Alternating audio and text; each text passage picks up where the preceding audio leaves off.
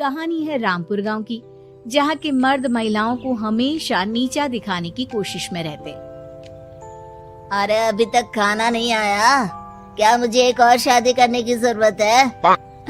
नहीं जी नहीं, ऐसा मत करना, वरना मैं कहाँ जाऊंगी। खाना लेकर मैं अभी आई जी। गांव की पंचायत में भी फैसले हमेशा औरतों के खिलाफ ही रहते। मैं जो फैसला सुनाता हूँ वो भगवान की आज्ञा होती है। इस लड़के ने अपने मन से शादी करके अच्छा नहीं किया। लड़के को घर भेज दो और इसकी शादी इसकी जाति की किसी लड़के से करवा दो, लेकिन ये लड़के, इसे तो गांव के बाहर निकाल दो। नहीं नहीं जमींदार साहब, ये क्या बोल रहे हैं? ऐसा नहीं हो सकता। मेरी बेटी मासूम है, इसे अच्छे बुरे की समझ नहीं है। अरे कहाँ जाएगी ये बेचारी? कहाँ जाएगी? इतनी चिंता है तो पूरे परिवार का गांव निकाला कर देते हैं। बेचारे पूरे बसे बसाए परिवार को गांव छोड़ना पड़ता है।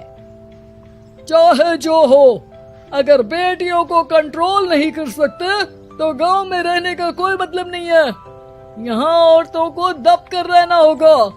कोई भी अपने हिसाब से कुछ नहीं कर सकता, सब ईश्वर की मर्जी से ही होगा। तभी गांव का एक आदमी दौड़ा दौड़ा आता है। सरपंच साहब, जमींदार साहब, वो कालिया है ना, उसकी बेटी पढ़ने के लिए शहर जा रही है। अच्छा, ये कब हो गया? और कालिया की हिम्मत कैसे हो गई ऐसा करने की? लेकर आओ उसे और उसकी बेटी को। बस फिर क्या था, हाजिर हो जाते हैं कालिया और उसकी बेटी सरपंच के सामने। अरे कालिया, ये क्या सुनने में आ रहा है? बेटी को इंजीनियर बना रहा है तू? और ये बता, गांव में तो स्कूल नहीं है, फिर कहां से इतनी क्लास पास कर गई तेरी बेटी? राधा, जो कि कालिया की बेटी है, उसे लगता है कि सरपंच उसकी तारीफ कर रहे हैं। सरपंच जी, मैंने ऑनलाइन पढ़ाई की है, डिस्टेंस लर्निंग से। सभी में मैंने अच्छे नंबर पाए हैं, जिसे देखते हुए शहर की इंजीनियरिंग कॉलेज में मुझे स्कॉलरशिप मिली है। वाह जी वाह, क्या होती है ये? पहले तो ये बताओ, फिर आगे की बात करते हैं। पूरा गांव राधा की बात सुन रहा था और राधा बोलती जा रही थी। तो ऐसे मैं फ्री में एक अच्छी शिक्षा लेकर गांव में जो कुछ परेशानियां हैं, जैसे बिजली, पानी और इंटरनेट जैसी समस्याओं के लिए काम करूंगी। मैं गांव को शहर से जोड़ने के लिए पुल का निर्माण करवाने का प्रस्ताव रखूंगी। मुझे पूरी उम्मीद है कि जल्द ही हमारा गांव भी तरक्की की राह पर चल पड़ेगा। राधा की बात सुनकर सारे गांव वाले ताली बजाने लगते हैं। सरपंच को समझ नहीं आता कि वो क्या करे। चुप रह नादान लड़की, गांव के खिलाफ जाने के लिए तुझे गांव से बेदखल कर दिया जाएगा, वो भी पूरे परिवार के साथ। और हाँ, अगर ठीक से गांव में रहना चाहती है तो ये पढ़ाई लिखाई छोड़ दे। हम तेरे लिए गांव का कोई होनहार लड़का देखेंगे। तभी गांव का एक आदमी बोल पड़ता है।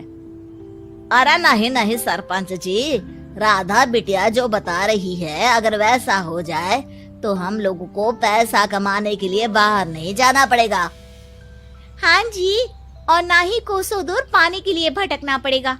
हमारे बच्चे भी अच्छी पढ़ाई कर सकेंगे और आगे बढ़ेंगे, ना कि हमारी तरह खेती करते बैठेंगे। क्यों गांव वालों, राधा बिटिया का साथ देना चाहिए ना। सरपंच देखता है कि गांव राधा के साथ है तो वो चुप हो जाता है। वो घर आकर अपने सलाहकार से बात करता है, जो बहुत ही चालाक किस्म का इंसान होता है। अरे सरपंच साहब, आपको बहुत ही होशियारी से काम लेना पड़ेगा। एक बार गांव तरक्की कर गया, यहाँ के बालक पढ़ लिए तो कोई ना पूछेगा आपको। और फिर ये जो बेटा और बेटी है ना आपके, इनको भी आम लोगों की तरह ही जीवन जीना होगा। हाँ, लेकिन करे तो क्या करे? वो ना आप मुझ पर छोड़ दीजिए, बस मैं जैसा बोलूं करते जाइए। अगले रोज सुबह जब गांव वाले सोकर उठते हैं तो राधा के घर के बाहर और साथ ही वो लोग जिन्होंने राधा का सपोर्ट किया था, उनके घर के आगे लाल रंग से कल आऊंगी लिखा होता है। कल आऊंगी, यह क्या होता है? अरे यह तो खून से लिखा है, लगता है कोई भूत प्रेत या चुड़ैल का साया है। चलो सरपंच जी के पास चलते हैं। सभी सरपंच के पास जाकर उसे सारी बात बताते हैं। अरे ये तो बड़ी मुश्किल की बात है। चलो मैं एक बाबा को जानता हूँ, उन्हें बुला लेता हूँ। सरपंच बाबा को लेकर गांव के घर के बाहर जाता है। ओहो, तो ये वो चुड़ैल है जो उन लोगों को निशाना बनाते हैं जो गांव को बदलने का सपना देखते हैं। वो गांव को ऐसे ही संपन्न देखना चाहती है, वो नहीं चाहती कि कोई बाहरी यहाँ का कायाकल्प करे। क्या तुम लोगों में से किसी ने गांव को बदलने की सोच रखी है? तभी राधा की माँ रोते रोते आती है। मेरी राधा घर से गायब हो गई है। अरे कोई तो बचाओ, मेरी बच्ची कहाँ गई?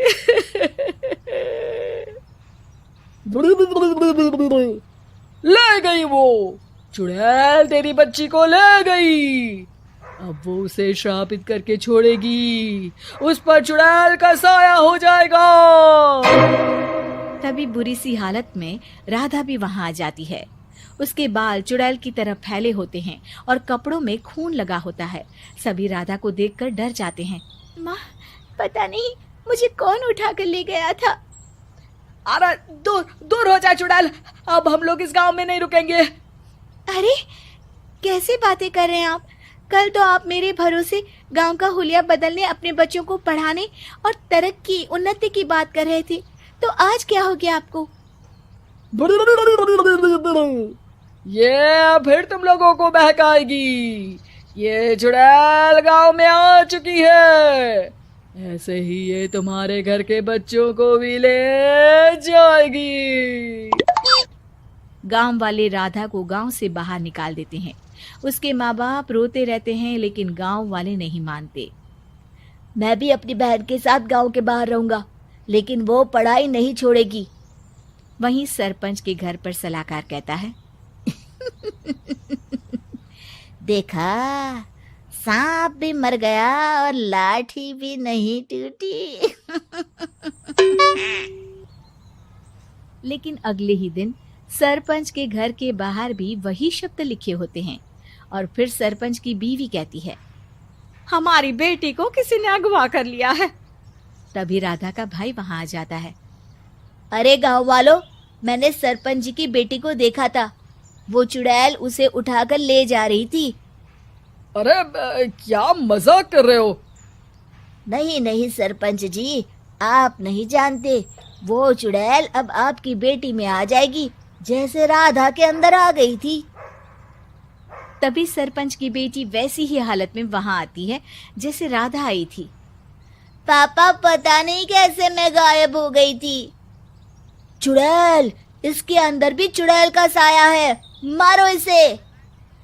अरे नहीं नहीं, इसे भी राधा के पास गांव के बाहर ही भेज दो। अरे चुप रहो, मेरी बेटी कहीं नहीं जाएगी और चुड़ैल वुड़ैल कुछ नहीं होता है। अरे कैसे बात कर रहे हो सरपंच जी? आप तो बोल रहे थे कि आपका फैसला भगवान का ज्ञान होता है, तो अपने पर बात आई तो अब आप ऐसे बोल रहे हैं। अरे ना ना ना, आपको अपनी बेटी को त्यागना ही होगा। अरे बुलाओ बाबा को। राधा का भाई बाबा को ले आता है, जिसे अब गांव वालों के डर के कारण सच बोलना पड़ता है। मैं कोई बाबा नहीं हूँ, मैं तो मोची था। ये सलाहकार महोदय ने मुझे कहा था एक्टिंग करने को। अब वो मुझे पैसे देने वाले हैं। अब मुझे माफ कर दो।